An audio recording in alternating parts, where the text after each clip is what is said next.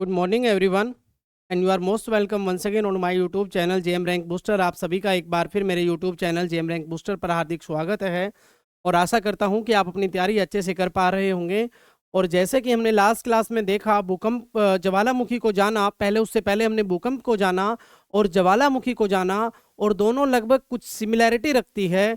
और कल हमने ज्वालामुखी के बारे में उसकी कुछ पेटियों को देखा और फिर हमने ज्वालामुखी के कारण उत्पन्न कुछ भू स्वरूपों के बारे में जानने की कोशिश की।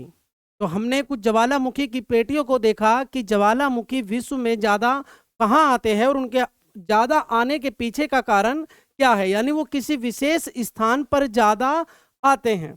और उसी में हमने देखा कि प्रशांतीय महासागरीय पेटी यानी वो प्रशांत महासागर या प्लेट और उसके चारों तरफ यानी जो रिंग ऑफ फायर बनता है, यानी दुनिया के लगभग 75% सक्रिय ज्वालामुखी उसी प्रशांत महासागरीय प्लेट के चारों तरफ क्या है, स्थित है। और उनके पीछे का कारण हमने देखा कि जो प्रशांत महासागरीय प्लेट है वो अपने आप में काफ़ी भारी एवं दुनिया की सबसे बड़ी प्लेट है। तो उस प्लेट के भारी होने के कारण उसके आसपास जो दूसरी प्लेटें हैं वो कहीं ना कहीं उनके नीचे सेपन कर जाती है और वहाँ ज्वालामुखी के लिए आदर्श स्थिति पैदा हो जाती है। तो ऐसे ही हमने तीन या चार उन बेल्टों के बारे में, उन चार क्षेत्रों के बारे में जानकारी ली कि जहाँ अधिकांश ज्वालामुखी उत्पन्न होते हैं। और उन ज्वालामुखी के कारण धरातल पर या धरातल के नीचे हमने उससे पहले जाना कि ज्वालामुखी की क्रिया दो रूपों में होती है। एक हमारे धरातल के नीचे यानी जो हमें दिखाई नहीं देती है, और दूसरा धरातल के ऊपर जो ज्वालामुखी हमें दिखाई देते हैं, जो हम टीवी में अखबारों में लगातार देखते हैं, वो हमें दिखाई देते हैं, उनके प्रभाव भी हमें दिखाई देते हैं, वो हमने जानने की कोशिश की। और जब धरातल पर ज्वालामुखी हमें दिखाई देते हैं तो उनके प्रभाव से कुछ भू स्वरूप यानी धरातल पर यानी धरती पर कुछ आकृतियां भी, कुछ धरातल पर कुछ अलग विशेष प्रकार की आकृतियों का जन्म होता है, कुछ विशेष प्रकार के भू स्वरूप दिखाई देते हैं और उनको हमने कल जानने की कोशिश की थी। तो हमने संक्षिप्त में एक दो भू स्वरूप के बारे में जाना था, जिसमें मैग्मा पठार या लावा पठार हमने उसको जाना और फिर हमने ज्वालामुखी शंकु के बारे में जाना। तो आज हम उन्हीं आकृतियों के बारे में अध्ययन करेंगे कि वो कौन सी आकृतियां हैं जो हमें दिखाई देती है, जो हमें ज्वालामुखी के कारण धरातल पर बनती हुई दिखाई देती है। और दूसरा उन कुछ जरूरी ज्वालामुखी के नामों और देशों को भी एक बारी हम देखेंगे जो एग्जाम में लगातार बार बार लगभग हर एग्जाम में पूछे जाते हैं। यानी भूगोल से आपको जब क्वेश्चन पूछा जाएगा तो मोस्टली चांस होते हैं, अधिकतर चांस होते हैं कि आपसे ज्वालामुखी के बारे में कुछ ना कुछ अवश्य ही पूछा जाता है। तो हम एक नज़र उन महत्वपूर्ण ज्वालामुखियों पर भी डालेंगे कि वो ज्वालामुखी किस नाम के ज्वालामुखी किस देश में स्थित है, एक नज़र हम उन पर भी डालने की कोशिश करेंगे। और फिर जिस प्रकार से हमारे ज्वालामुखी धरातल पर कुछ आकृतियों को बनाते हैं, उसी प्रकार से पृथ्वी पर लगने वाले जो हमने पहले अध्ययन किया था कि दो बल कार्य करते हैं, जिसमें एक अंतर्जात बल और बहिर्जात बल। फिर हम देखेंगे कि कैसे अंतर्जात बलों के कारण कुछ आकृतियां बनती है, कुछ रूप, स्थलीय रूप या भू रूप स्थल पर कुछ आकृतियां अलग अलग आकार में हमें दिखाई देती है, तो उनके पीछे का कारण क्या है। तो आज देखते हैं वही भू स्वरूप जो कि ज्वालामुखी उद्गार के प्रमुख भू स्वरूप है, यानी ज्वालामुखी उद्गार के कारण बनते हैं। तो हमने इसमें पहला देखा था, कल हमने इसको संक्षिप्त में जाना कि लावा पठार वह विस्तृत समतल या हल्का ऊंचा क्षेत्र होता है, यानी लावा से बनने वाले पठार। यानी जैसे ही मैग्मा धरातल पर आता है तो वो लावा कहीं ना कहीं ऐसे फैलता है। और जब वो फैलेगा तो उस ज्वालामुखी में हो सकता है दोबारा भी उद्गार हो, दोबारा मैग्मा निकले, दोबारा लावा निकले, और वो लावा वो दोबारा ठंडा होता है। यानी पहले वाला लावा वायु के संपर्क में आने के कारण ठंडा हो जाएगा और फिर दोबारा लावा निकलेगा और फिर उसमें शीतलन की क्रिया होगी, यानी ठंडा होने का काम होगा, वायु के संपर्क में आने से दोबारा ठंडा होगा और दोबारा वो जम जाएगा। फिर ऐसे ही ये लगातार क्रिया चलती रहेगी, यानी लावा निकलता रहेगा, ठंडा होता रहेगा, जमता रहेगा, और ऐसे ही उसके जमने से जब वह एक विस्तृत क्षेत्र में फैल जाएगा और लगातार फैलता रहेगा, ठंडा होता रहेगा, तो वो कहीं ना कहीं समतल का रूप धारण कर लेता है। तो उसी को हम लावा पठार के नाम से जानते हैं। और ऐसे पठार आपको विश्व में बहुत सारे देखने को मिलते हैं। भारत में भी इस प्रकार के पठार आपको देखने को मिलते हैं। तो लावा पठार वह विस्तृत समतल या हल्का ऊंचा क्षेत्र होता है जो ज्वालामुखी से निकलने वाले बहुत अधिक मात्रा में तरल लावा, बेसाल्टिक लावा के बार बार फैलने और ठंडा होकर जमने से बनता है। A lava plateau is a broad, flat or slightly elevated area formed by the repeated outpouring, cooling and solidification of the large quantities of basaltic lava erupted from a volcano। यानी वोल्कानो से निकलने वाला वो लावा बार बार बाहर आएगा, ठंडा होगा और फैलेगा, तो उसी से एक मैदान का, समतल मैदान का निर्माण होगा। उसी से क्या होगा, एक समतल मैदान का क्षेत्र का निर्माण होगा। और इसका एक स्पष्ट उदाहरण जो हमने कल डिस्कस भी किया था कि भारत में दक्कन का पठार इसका एक उदाहरण है। और ये दक्कन का पठार का बनना, इसकी आयु लगभग आज से 6.5 करोड़ वर्ष पूर्व मानी जाती है। लेकिन माना जाता है इसकी काली मिट्टी के कारण, इस दक्कन पठार की काली मिट्टी के कारण माना जाता है कि यह ज्वालामुखी क्रिया के दौरान ही बना है और इसकी आयु लगभग 6.5 करोड़ वर्ष पूर्व मानी जाती है। और इसी प्रकार का दूसरा लावा पठार अमेरिका कोलंबिया पठार को माना जाता है। यह भी क्या है कि ज्वालामुखी से निकलने वाले मैग्मा से या लावा से बना हुआ मैदान है, पठार है। और तीसरा आइसलैंड लावा प्लेट्यू, आइसलैंड में आज भी सक्रिय लावा पठार बन रहे हैं।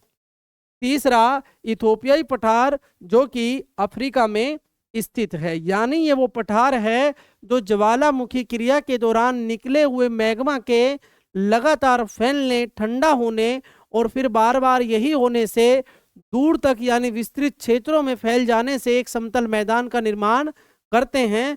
लेकिन समतल मैदान तो होता है, लेकिन वो अपने आसपास के मैदानों से कहीं उठा हुआ भाग होता है, इसीलिए हम उसको नाम देते हैं लावा पठार। और ये ज्वालामुखी के कारण उत्पन्न होने वाले भू स्वरूप है, यानी धरातल पर या पृथ्वी पर दिखाई देने वाले कुछ स्वरूप है। और आप देखेंगे, चित्र से आप देखेंगे कि ये इस तरह का लावा यानी गड्ढों भरी जमीन, यानी उबड़ खाबड़ जमीन को ये लावा निकल करके, बार बार निकल करके इस पूरी जमीन को प्लेन कर देता है, यानी ये एक पठार का रूप लेती है। तो आपको ये लावा पठार कुछ इस रूप में भी देखने को मिलते हैं। अब दूसरा देखेंगे ज्वालामुखी शंकु।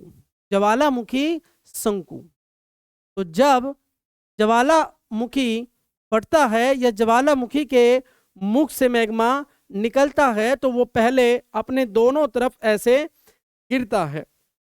ज्वालामुखी के मुख वेंट के चारों ओर लावा, राख और पत्थरों के जमने से बनी हुई शंकु आकार की आकृति को ज्वालामुखी शंकु कहते हैं।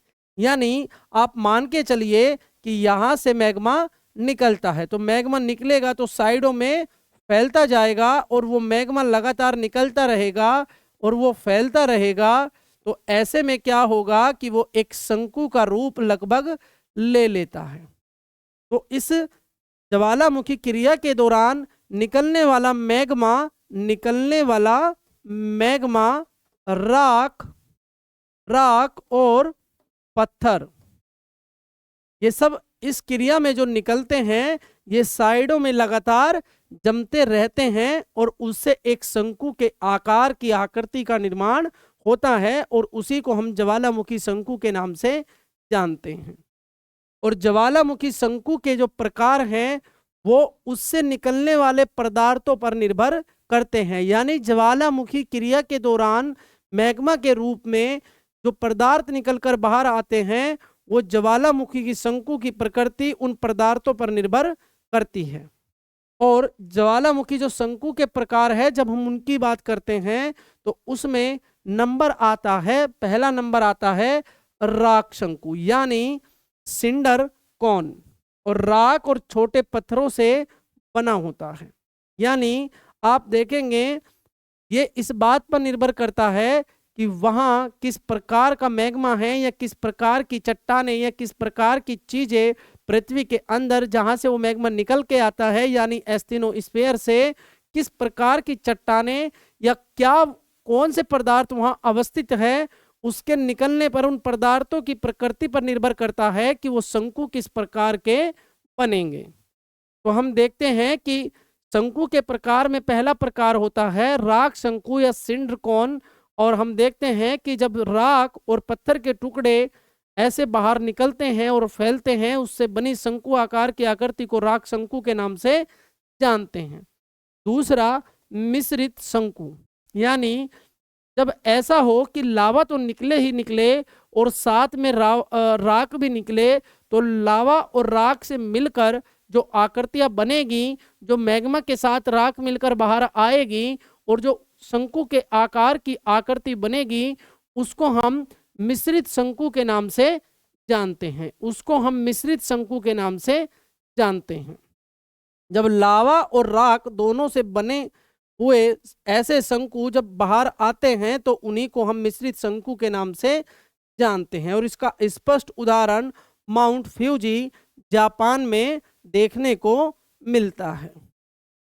तीसरा शिल्ड शंकु यानी जब केवल तरल लावा से बने हुए शंकु जब मैग्मा में जब ज्वालामुखी क्रिया के दौरान केवल तरल मैग्मा निकले और उससे हुए जो शंकु आकार की जो आकृति होती है उनको हम सील्ड शंकु के नाम से जानते हैं।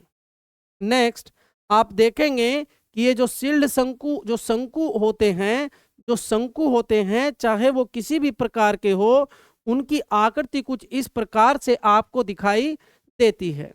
यानी ये वो साइडों में ज्वालामुखी क्रिया के दौरान निकले हुए पदार्थ है और ये ऐसे साइडों में धीरे धीरे फैल करके ये आकृति इस प्रकार की बन जाती है। यानी शंकु के आकार की कोन के आकार की ये आकृति बन जाती है, लेकिन ये ऊपर से यहाँ से थोड़ी कटोरे के आकार की, यानी ऐसे लगती है कि जैसे पर्वत के ऊपर कटोरा या कढ़ाई घर में खाना बनाने के लिए जो हम बर्तन यूज करते हैं उसके आकार की ये ऊपर से आकृति होती है। और इसके ऐसा होने का कारण है कि पृथ्वी जब नीचे से जो मैग्मा निकलता है और वो निकलने वाला मैग्मा जब दाब और गैस के साथ बाहर निकलता है तो वो साइडों में इसको फेंक देता है, तो बीच में ये आकृति कुछ इस प्रकार की बन जाती है जिसको इस स्थान को हम क्रेटर के नाम से जानते हैं। तो आपने देखा कि ज्वालामुखी शंकु और लावा पठार। अब आप देखेंगे ज्वालामुखी क्रेटर, यानी ये वही क्रेटर है जिसका अभी हमने जिक्र किया, जिसको अभी हमने जाना। ये वही क्रेटर है जो ज्वालामुखी के बिल्कुल शीर्ष पर होता है, उसके मुख पर होता है जहां से मैग्मा निकलकर फैलता है। तो ज्वालामुखी क्रेटर ज्वालामुखी के शीर्ष यानी टॉप पर स्थित कीफ, फ्यूनल या कटोरे बाउल के आकार का गड्ढा होता है। ये बाउल के आकार का गड्ढा होता है जहां से मैग्मा निकलता है, जहां से लावा, गैस, राख और अन्य पदार्थ बाहर निकलते हैं। यानी ये ज्वालामुखी जहां क्रिया होती है उसके शीर्ष पर होता है उसको हम क्रेटर के नाम से जानते हैं, यानी ये कटोरे या कढ़ाई के आकार की आकृति होती है। और ये वही स्थान है जहाँ से राख, जलवाष्प और अन्य तरह के पदार्थ यहाँ ज्वालामुखी क्रिया के दौरान मैग्मा के साथ मिलकर या मैग्मा निकलता है। उसी स्थान को हम ज्वालामुखी क्रेटर के नाम से जानते हैं। अब ये क्रेटर भी कई प्रकार के हो सकते हैं। ये बड़े हो सकते हैं, छोटे हो सकते हैं, ये विस्फोट के कारण बने हो सकते हैं। ये क्रेटर भी कई प्रकार के होते हैं। और इसमें आप देखेंगे कि सबसे पहला जो क्रेटर होता है वो होता है विस्फोटक क्रेटर, जो विस्फोट के कारण बनता है। इसको हम एक्सप्लोसिव क्रेटर के नाम से भी जानते हैं या विस्फोटक क्रेटर जानते हैं। और इसका उदाहरण माउंट सेंट हेलिना जो कि यूएसए में है, और दूसरा दसाव क्रेटर यानी कोलैप्स क्रेटर, मैग्मा निकलने के बाद जमीन धंस जाती है। मैग्मा निकलने के बाद जमीन धंस जाती है, उसी को हम धसाव क्रेटर या कोलैप्स क्रेटर के नाम से जानते हैं। और संयुक्त क्रेटर या कंपाउंड क्रेटर, जब एक क्रेटर के अंदर दूसरा क्रेटर बनता है तो उसको हम, एक क्रेटर के अंदर दूसरा क्रेटर होता है तो उसको हम कंपाउंड क्रेटर के नाम से जानते हैं। उसी को हम कंपाउंड क्रेटर के नाम से जानते हैं। नेक्स्ट आप देखेंगे कि जब हमने जो आकृति देखी कि जो कटोरे के या कढ़ाई के आकार की आकृति होती है, जब उसके ऊपर, ठीक उसके ऊपर कभी वर्षा होगी तो उसमें, उस कढ़ाई जैसी या कटोरे जैसी आकृति में बहुत सारा पानी क्या है आपको इकट्ठा होता हुआ देखने को मिलता है। यानी ये वो क्रेटर जैसी आकृति जो आपने अभी देखी, उसमें कभी कभी वर्षा का जल इकट्ठा हो जाता है।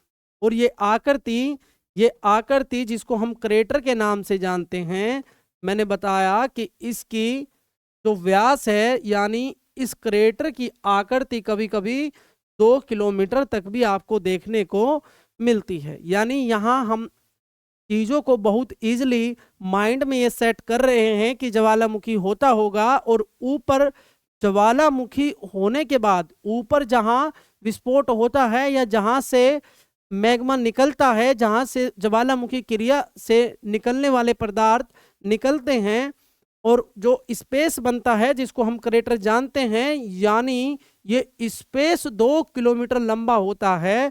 तो यानी ज्वालामुखी की क्रिया का क्षेत्र या ज्वालामुखी से प्रभावित क्षेत्र अपने आप में, जिसमें मैग्मा फैलता है, जिससे पठार बनते हैं, मैग्मा पठार बनते हैं, यानी वो अपने आप में कितना विस्तृत होगा, ये एक काफ़ी सोचने वाली बात है। यानी सोचने वाली बात यह है कि ये क्रिया अपने आप में काफ़ी व्यापक या बड़े स्तर पर या बड़े विस्तृत क्षेत्र में होती है। तो इसका व्यास कभी कभी 2 किलोमीटर तक भी होता है। तो इसमें जब पानी भर जाता है तो यह एक झील का रूप लेती है।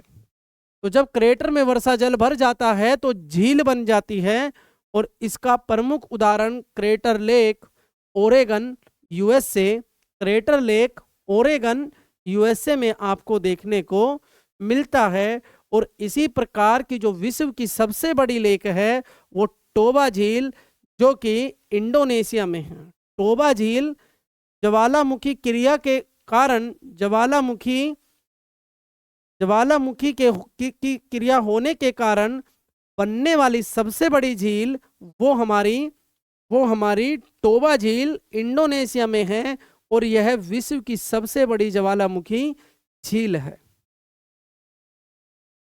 The world largest volcanic lake. और भारत में भी बैरन द्वीप क्रेटर झील आपको देखने को मिलती है। और लोनार झील जो कि महाराष्ट्र में है, ये भी क्रेटर के प्रकार की बनी हुई झील है, लेकिन ये ज्वालामुखी क्रिया से बनी हुई झील नहीं है।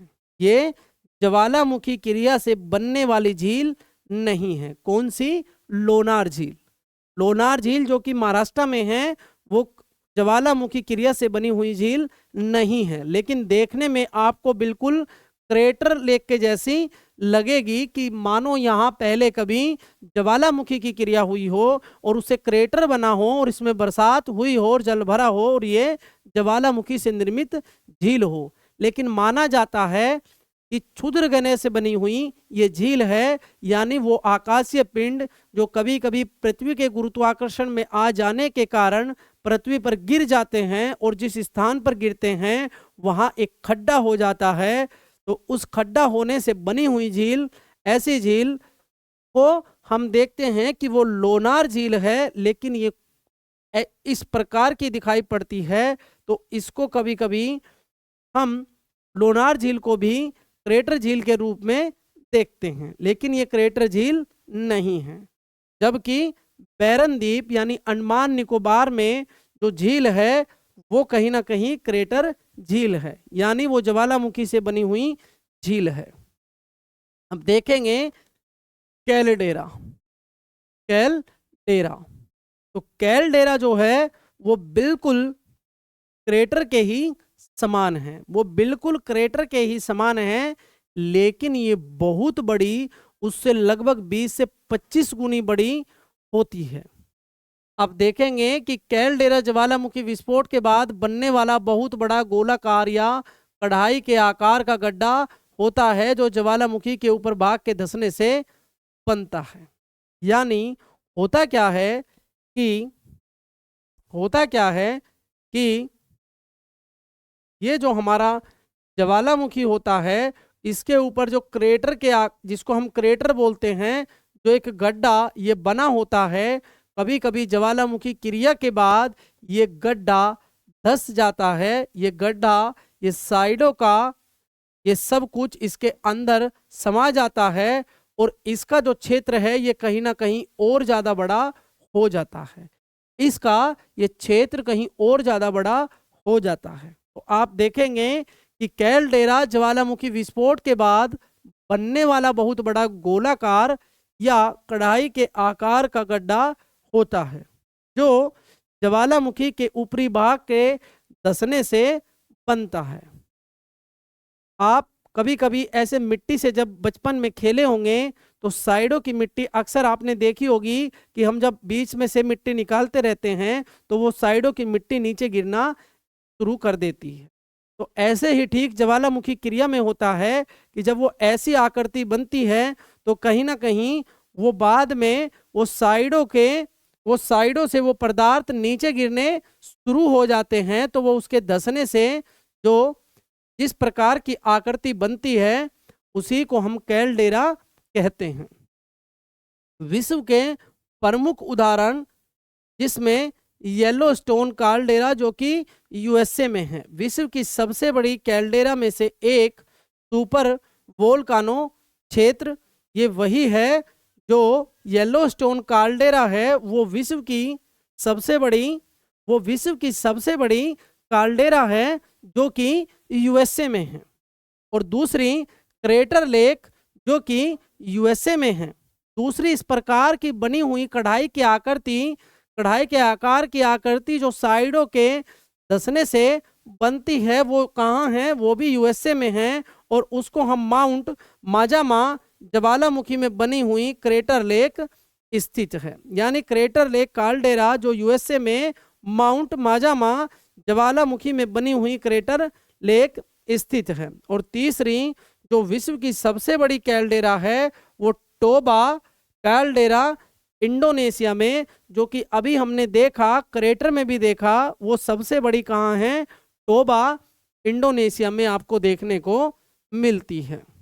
तो ये क्रेटर कुछ इस प्रकार का होता है। तो आपने जैसा पहले वाली पिक्चर में देखा, पहले वाले डायग्राम में देखा कि ये साइडों की चीज है उसमें काफी ऊंची होती है, साइडों की ये आकृति काफी ऊंची होती है, लेकिन यहाँ ऐसा नहीं है। ये ऊपर वाले भाग इसमें नीचे ही गिर जाते हैं और जिससे कि ये क्षेत्र, ये लेंथ बढ़कर लगभग 50 किलोमीटर तक, कई बार 50 किलोमीटर तक पहुंच जाती है। यानी ये एक बहुत बड़े विस्तृत, यानी क्रेटर से बहुत ज्यादा विस्तृत संरचना ये अपने आप में होती है। क्रेटर से बहुत ज़्यादा बड़ी ये संरचना आपको देखने को मिलती है। तो इसी को हम क्या कहते हैं, कैलडेरा के नाम से जानते हैं, जो कि क्रेटर में या ज्वालामुखी के ऊपर वाले भाग के साइडों में धंसने के कारण होती है।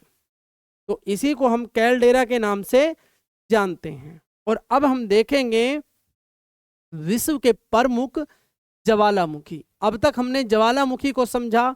ज्वालामुखी के की जो क्रिया होती है, उसके जो रूप होते हैं वो भी दो प्रकार से होते हैं, कि एक वो कि वो धरातल के नीचे ही ज्वालामुखी की क्रिया हो और वो अंदर ही लावा शांत हो जाता है। दूसरा जब लावा धरातल पर आता है।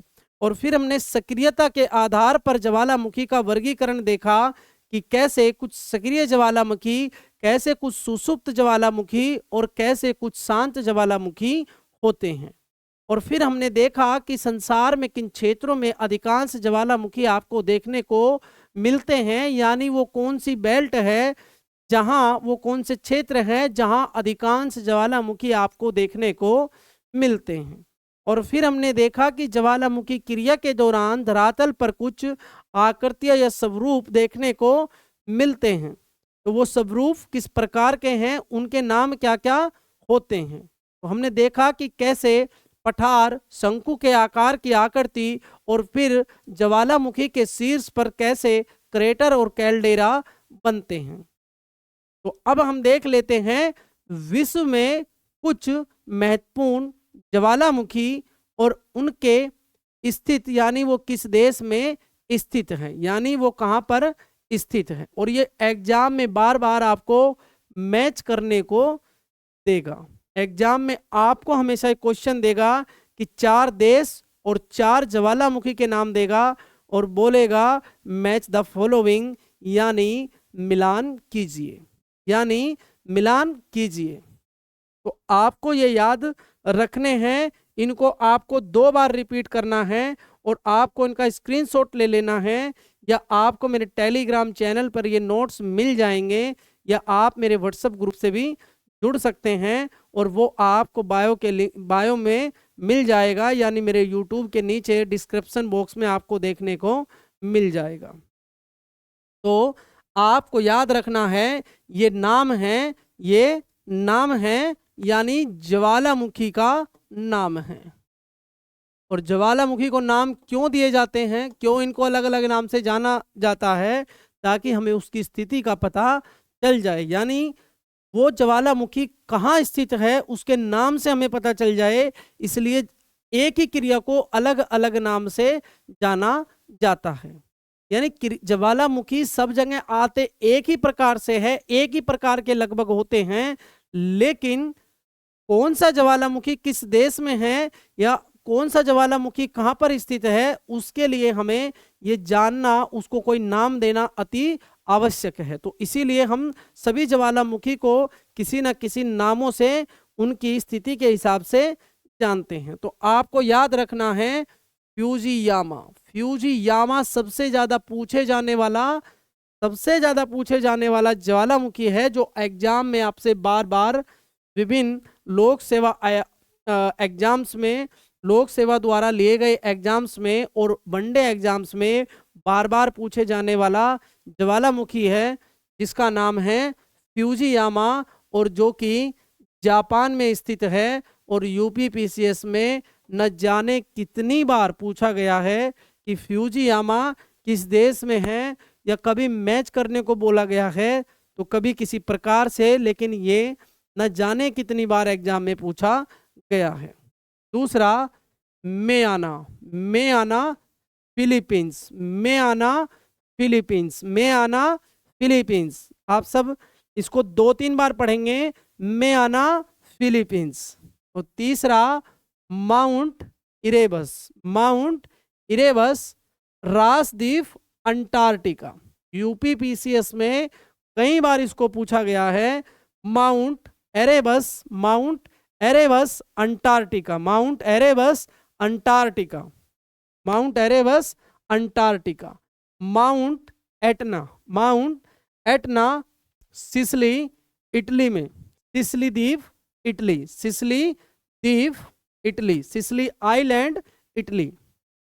माउंट एटना, एक बार चारों को दोबारा देखेंगे। Fujiyama Japan, Mayon Philippines, Mount Erebus रासद्वीप Antarctica, Mount Etna Sicily, Mount Pelee Martinique द्वीप, माउंट पिली मार्टिनिक द्वीप, Hekla Iceland, Vesuvius very important, Vesuvius very important, Vesuvius very important, Vesuvius very important, Naples की खाड़ी Italy में Vesuvius, Vesuvius Italy. दूसरा याद रखना है माउंट एटना और विसुवियस दोनों इटली। स्ट्राम्बोली लिपारी द्वीप भूमध्य सागर, और उसको भूमध्य सागर का प्रकाश स्तंभ भी बोला जाता है। भूमध्य सागर का प्रकाश स्तंभ भी स्ट्राम्बोली को बोला जाता है। तो आपको याद रखना है स्ट्राम्बोली लिपरी द्वीप भूमध्य सागर, ये बार बार पूछा जाने वाला है। स्ट्राम्बोली को आप याद रखेंगे, विसुवियस को याद रखेंगे, नेपल्स की खाड़ी Italy, Vesuvius Italy, Stromboli Lipari द्वीप भूमध्य सागर, स्ट्राम्बोली लिपारी द्वीप भूमध्य सागर, विसुवियस नेपल्स की खाड़ी Italy. Katmai Alaska USA, Katmai Alaska USA. Mount Rainier USA, Mount Rainier USA, और Mount Shasta USA, Mount Shasta USA, Mount Rainier USA. तो आपको ज्यादा से ज्यादा इनको याद रखना है, Vesuvius, Stromboli, Mount Etna, Fujiyama, Mount Erebus, ये इनमें काफी इंपॉर्टेंट है। तो आपको इनको तो याद कम से कम रखना ही है, ताकि कम से कम मैच द फॉलोइंग में आपको 2 या 3 का पता हो तो क्वेश्चन के चांस ठीक होने के चांस बहुत ज़्यादा हो जाते हैं। तो कम से कम आपको इनमें से 5-6 को जो काफ़ी इंपॉर्टेंट है, जैसे Fujiyama, Mount Erebus, Mount Etna, Vesuvius, Stromboli और माउंट रेनियर, ये काफ़ी इंपॉर्टेंट है। अब दूसरा आप इधर देखेंगे, Chimborazo Ecuador, Ojos del Salado, ये वेरी इंपॉर्टेंट है। Argentina Chile, Ojos del Salado Argentina Chile. Cotopaxi RAS में, राजस्थान एडमिनिस्ट्रेशन सर्विस में कई बार इसको पूछा गया है। कोटेपेक्सी इक्वेडोर। पारिकुटिन मैक्सिको। मोनालोआ हवाई द्वीप यूएसए। दामाबंद ईरान। कोहो सुल्तान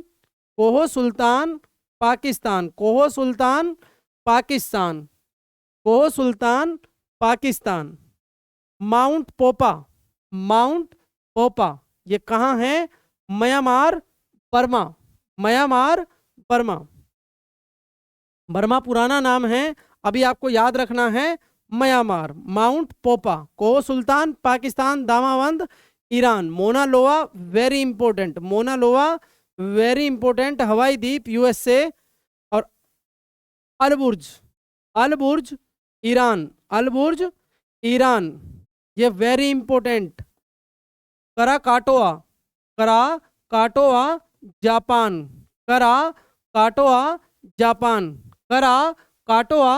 जापान।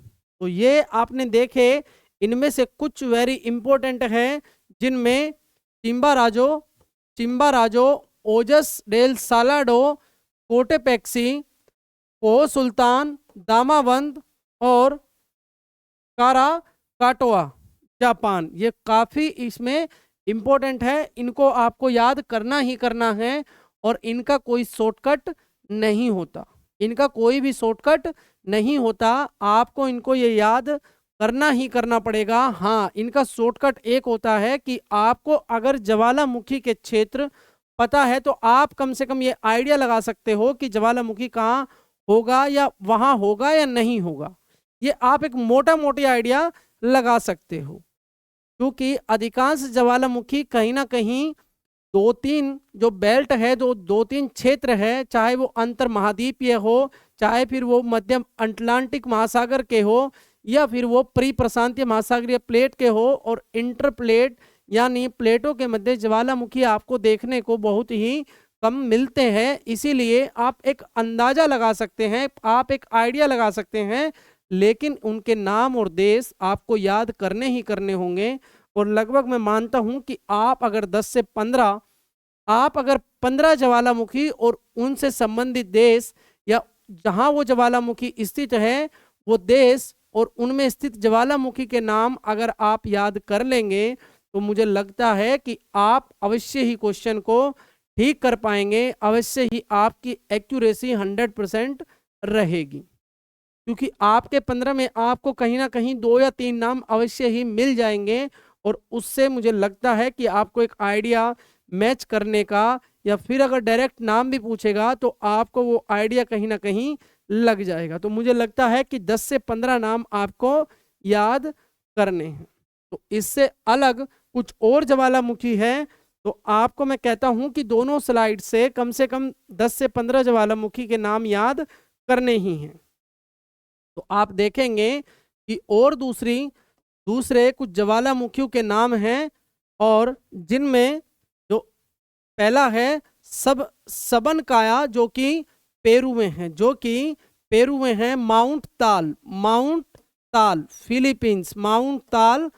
फिलीपींस, और माउंट पिनातुबो जो कि फिलीपींस में है, किलीमंजारो वेरी इंपॉर्टेंट यानी कहाँ है, किलीमंजारो जो कि तंजानिया में है। कहाँ पर है, तंजानिया में, किलीमंजारो तंजानिया। माउंट केन्या, ये केन्या में ही कहाँ है, स्थित है। माउंट कैमरून, ये कैमरून अफ्रीका में ही स्थित है। और काराकाटोवा, ये वेरी इंपॉर्टेंट, ये कहाँ पर है, इंडोनेशिया। काराकाटोवा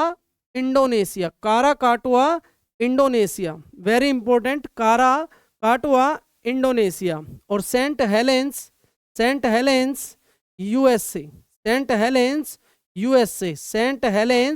यूएसए, ये काकसेद श्रेणी में पाया जाता है। पकाया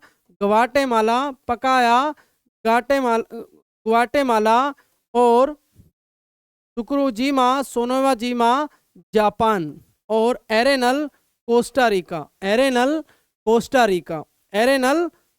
रिका। और नेक्स्ट आप देखेंगे कुछ ज्वालामुखी और उनसे संबंधित देश। इसमें आप देखेंगे आइजा फजाला, ये आइसलैंड डेनमार्क। और फिर आप देखेंगे टीनाकुला जो सोलेमन द्वीप पर स्थित है। और फिर आप देखेंगे कलुचेवस्काया जो कि रूस में है, विलारिका चिली, रुआपेऊ न्यूजीलैंड, पारिकुटिन मेक्सिको, और आसामा जापान, और नागारेहुओ न्यूजीलैंड, और चिली, और बार काकसेड श्रेणी यूएसए। तो आपको मैंने कहा ज़्यादा सबके सब याद करना नहीं है। हाँ, आपको एक बारी इन सब को अपनी नज़रों में डालना है, 1 से 2 बार इन सबको आपको रीड करना है। लेकिन मैंने कहा कुछ इनमें से काफ़ी इम्पोर्टेंट है, और वो इम्पोर्टेंट मैं आपको एक बार और बता देता हूँ कि आप देखेंगे फ्यूजियामा, दूसरा माउंट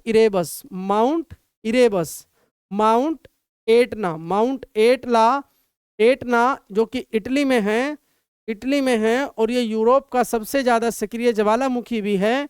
और विसुवियस नेपल्स की खाड़ी, इटली। स्ट्राम्बोली जिसको भूमध्य सागर का प्रकाश स्तंभ भी कहा जाता है, ये भूमध्य सागर में लिपारी द्वीप पर है। ये भूमध्य सागर में लिपारी द्वीप पर है। और माउंट रेनियर यानी 3 और 3 6।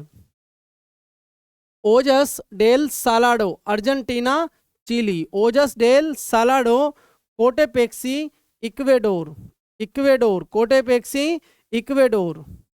और दामावंद ईरान, एलबुर्ज ईरान। और काराकाटोवा जापान। यानी ये वो कुछ इम्पोर्टेंट ज्वालामुखी है। तो आपने देखा कि 6, 7, 8, 9, 10।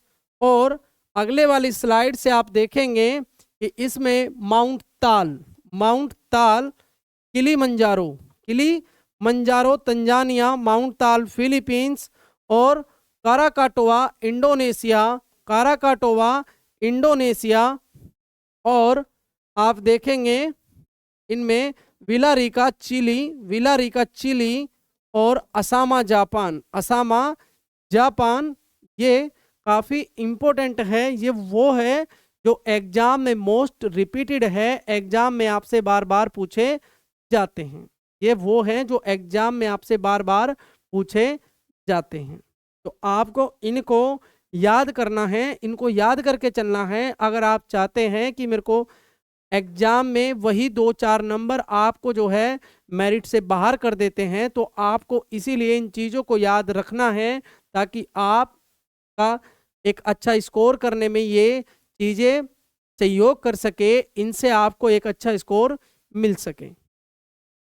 अब हम देखेंगे पृथ्वी पर कार्य करने वाले वो 2 प्रकार के बल, और इन बलों को हम लगभग ब्रीफली या संक्षिप्त रूप में पहले ही जान चुके हैं। लेकिन जैसे ज्वालामुखी से धरातल पर कुछ आकृतियों का निर्माण होता है, तो ये वो बल हैं जो हमारी पृथ्वी पर कुछ आकृतियों को बनाने का काम करते हैं। तो कुछ आकृतियों को, बनी हुई आकृतियों को तोड़ करके समतल मैदान बनाने का कार्य करते हैं। तो ये वो बल हैं। और हमारी पृथ्वी पर 2 प्रकार के ही बल लगते हैं, या तो वो अंतर्जात बल होंगे, इंडोजेनिक फोर्स होंगे, या फिर वो एक्सोजेनिक फोर्स होंगे, यानी बहिर्जात बल होंगे जो पृथ्वी के बाहर यानी पृथ्वी के धरातल पर कार्य करते हैं, यानी पृथ्वी के भूपटल पर काम करते हैं, यानी क्रस्ट पर कार्य करते हैं। अंतर्जात बल और बहिर्जात बल, endogenic forces and exogenic force. पृथ्वी की सतह पर 2 प्रकार के बलों का प्रभाव पड़ता है। पृथ्वी की सतह पर 2 प्रकार के बलों का प्रभाव पड़ता है, और ये हम नाम में पहले ही देख चुके हैं, अंतर्जात और बहिर्जात। अंतर माने अंत्यकण की बात, यानी अंत्यकण का मतलब अंदर, और बहिर का मतलब बाहर की तरफ। तो अंत्य का मतलब पृथ्वी के अंदर, यानी हमारी क्रस्ट के अंदर कहीं भी हो सकता है, उनका स्थान कहीं भी हो सकता है, लेकिन वो कहीं ना कहीं पृथ्वी के अंदर कार्य करते हैं। और जब बहिर्जात की बात आती है तो वो कहीं ना कहीं पृथ्वी के धरातल पर लगने वाले बल होते हैं। तो पृथ्वी के आंतरिक भाग में उत्पन्न होने वाले बलों को अंतर्जात बल कहा जाता है। पृथ्वी के आंतरिक भाग में उत्पन्न होने वाले बल को अंतर्जात बल कहा जाता है। अब आप देखेंगे कि अंतर्जात बल पटल, विरूपण बल, ज्वालामुखी क्रिया, भूकंप आदि भूतल पर विषमताओं का सर्जन करते हैं। अब ये जो अंतर्जात बल होते हैं, इन्हीं को हम पटल विरूपण बल भी कहते हैं। अब वो पटल विरूपण होता क्या है? पटल विरूपण बल यानी ये वो बल है जो तोड़ फोड़ करने का कार्य करते हैं, चीजों को मोड़ने का कार्य करते हैं, तोड़ने का कार्य करते हैं, दरार बनाने का काम करते हैं, उनको मोड़ने का काम करते हैं। यानी अनेक प्रकार से, एक तरह से ये समझो कि तोड़ फोड़ने का कार्य इन अंतर्जात बलों के द्वारा पृथ्वी पर देखने को मिलता है। यानी ये तोड़ने फोड़ने का कार्य ये अंतर्जात बल करते हैं।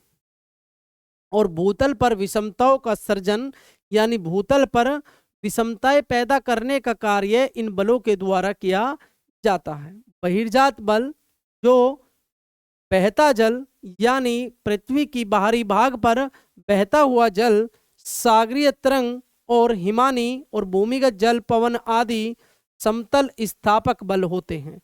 जहां ये विषमताएं पैदा करने का काम करते हैं, वहीं ये चीजों को समतल करने का काम करते हैं। ये बहिर्जात बल समतल करने का काम करते हैं। अब हम देखेंगे अंतर्जात बल जो पृथ्वी के अंदर उत्पन्न होते हैं। पहले हम उनको देखेंगे कि वो किस प्रकार कार्य करते हैं, वो कौन से बल होते हैं। तो अंतर्जात बलों को कार्य की तीव्रता के आधार पर दो प्रकारों में बांटा गया है। यानी वो बल उनकी अपनी तीव्रता होती है, यानी अपनी स्पीड होती है। वो बल जो अंतर्जात बल होते हैं, उनके कार्य करने की एक स्पीड होती है। वो मंद होती है तो वो तेज होती है। तो यानी अब देखेंगे आप कि वो आकस्मिक वह दीर्घकालिक होती है, यानी सडनली एकदम से वो बल कार्य करते हैं, या फिर उनका समय बहुत लंबा होता है। यानी वो दो प्रकार से कार्य करते हैं, एक आकस्मिक व दूसरा दीर्घकालिक। जब हम दीर्घकालिक की बात करते हैं तो दीर्घकालिक जो दीर्घकालिक बल होते हैं, जो दीर्घकालिक उनके कार्य करने का उनका स्वरूप होता है, तो उसका संचलन को, उसके दीर्घकालिक संचलन को, यानी वो धीरे धीरे वो बल कार्य करते हैं, उस संचलन को पटल विरूपणी बल भी कहा जाता है। यानी वो धीरे धीरे कार्य करने वाले बल कहीं ना कहीं तोड़ फोड़ने का कार्य करते हैं। और इसके अंतर्गत लंबवत एवं क्षैतिज संचलन आते हैं। यानी वो जो पटल विरूपण बल होते हैं, जो उनकी मूवमेंट होती है, वो या तो वर्टिकल होती है यानी ऊपर की तरफ को होती है, या फिर वो हॉरिजेंटल होती है। तो आप देखेंगे कि इन्हें क्रमशः महाद्वीपीय निर्माणकारी तथा पर्वत निर्माणकारी कहा जाता है। तो आप देखेंगे कि जब ये बल अंतर्जात बल जब वर्टिकल संचलन इनमें होता है, यानी ये वर्टिकली काम करते हैं, यानी ये लंबवत काम करते हैं, तो कहीं ना कहीं धरातल पर महाद्वीपों का निर्माण होता है। और जब ये क्षैतिज संचलन करते हैं, यानी ये समानांतर चलते हैं पृथ्वी के अंदर, ये क्षैतिज रूप से चलते हैं, तो पर्वतों का निर्माण होता है। यानी जब क्षैतिज संचलन होगा तो कहीं ना कहीं दो प्लेटें हो सकता है दोनों एक दिशा में चले और वो टकराए, और उनसे टकराने के कारण वो दोनों एक साथ ऊपर को होए और उनसे पर्वतों का निर्माण हो। तो ऐसे क्षैतिज संचलन के कारण जहाँ पर्वतों का निर्माण होता है, और जब वर्टिकल बल ऊपर को कार्य करेंगे, तो पृथ्वी का कोई ना कोई भाग ऊपर को उठेगा और हमें उसका जो स्वरूप होगा वो महाद्वीपीय निर्माणकारी होगा, यानी महाद्वीप का निर्माण होता हुआ दिखेगा। लेकिन ये वही बल है जो कि दीर्घकालिक है, यानी ये क्रियाएं काफी लंबे समय में होने वाली क्रियाएं है, ये आकस्मिक होने वाली क्रियाएं नहीं है। यानी सडनली होने वाली क्रियाएं ये नहीं है। दीर्घकालिक संचलन को पटल विरूपण बल कहते हैं, और ये दो तरीके से कार्य करता है, एक वर्टिकल तो दूसरा हॉरिजॉन्टल। जब वर्टिकल होगा तो महाद्वीपों का निर्माण होगा, और जब ये हॉरिजॉन्टल काम करेगा तो उस समय पर्वतों का निर्माण होता है। और आप देखेंगे कि लंबवत संचलन भी दो प्रकार के हो सकते हैं, यानी जो वर्टिकल मूवमेंट होगी जिसके कारण महाद्वीपों का निर्माण होता है, वो भी दो प्रकार के हो सकते हैं। और दो प्रकार के कौन से होंगे, एक अपवर्ड होगा तो दूसरा डाउनवर्ड होगा, यानी एक ऊपर को तो दूसरा नीचे को। यानी उनकी दिशा वर्टिकल होगी, लेकिन हो सकता है वो ऊपर को कार्य करे या फिर वो नीचे को कार्य करे। और जब वो ऊपर को कार्य करेंगे तो कुछ भाग जमीन का ऊपर उठ जाएगा, और जब नीचे को कार्य करेंगे तो वो उस भाग को नीचे धसा देता है और इनके स्पष्ट उदाहरण आपको भारत में देखने को मिलते हैं। यानी पृथ्वी के भाग पर जब वो दीर्घकालिक संचलन होता है, जिसको हम पटल विरूपण बल के नाम से जानते हैं, वो वर्टिकल, वो जब लंबवत मूवमेंट करते हैं तो वो भी क्या है, दो प्रकार से होती है। या तो वो जिस स्थान पर वो बल कार्य करते हैं, या तो वो ऊपर की तरफ कार्य करेंगे या उस स्थान से नीचे की तरफ कार्य करेंगे। और जब ऊपर की तरफ कार्य करेंगे तो कहीं ना कहीं धरातल अपनी सामान्य स्थिति से ऊपर उठेगा, और जब वो नीचे की तरफ कार्य करेंगे तो कहीं ना कहीं वो वहां से चीजें नीचे धसेगी। तो आप देखेंगे कि जब ऊपर मुखी संचलन के उदाहरण में भारत में कच्छ की खाड़ी के निकट लगभग 24 किलोमीटर उत्थित भूमि है और उसे हम अल्लाह का बांध कहते हैं। यानी हम इन चीज़ों को अपने धर्म से जोड़ते हैं, आस्था से जोड़ते हैं, और हम देखते हैं कि हम सोचते हैं कि कैसे ये ज़मीन इतने ऊपर उठ सकती है। तो इसी को हम देखते हैं कि अल्लाह का बांध हम इसे कहते हैं। कच्छ की खाड़ी में आप देखेंगे कि 24 किलोमीटर के एक क्षेत्र में कुछ भाग जमीन से उठा हुआ है, तो उसको हम क्या है, अल्लाह के बांध के नाम से जानते हैं।